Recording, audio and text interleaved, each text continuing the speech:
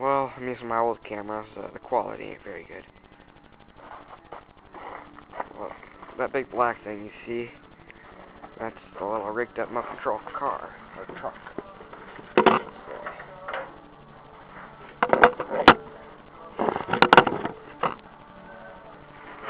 We're gonna see it fly for the first time.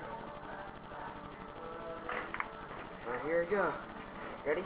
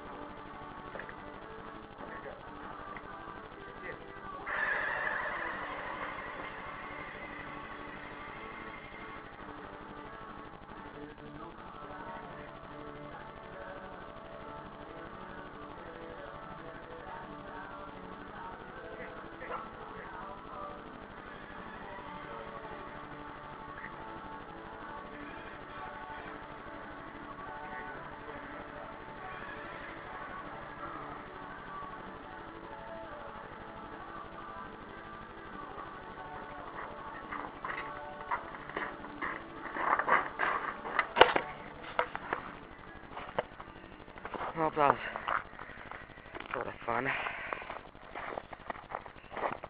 Well, it lasted. Try to tear the whole thing apart, and or I don't know. I might just cut right from the rear tire, take the motor.